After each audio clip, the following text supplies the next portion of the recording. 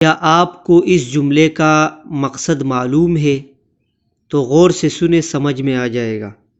اس پورے جملے کا مطلب یہ ہے کہ سفر اور بیماری کی حالت میں اگرچہ رمضان میں روزہ نہ رکھنے کی اجازت ہے، لیکن اگر سفر میں زیادہ تکلیف نہ ہو اور بیماری بھی زیادہ شدید نہ ہو تو روزہ رکھنا بہتر ہے۔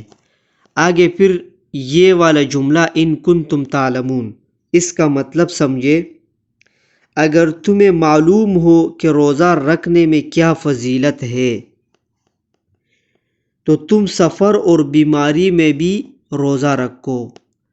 اب ترجمہ، وَأَن تَصُومُوا، اور یہ کہ تم روزہ رکھو، خیر، تو یہ بہتر ہے، لکم، تمہارے حق میں، ان کنتم، اگر تم ہو، تعلمون، جانتے ہو۔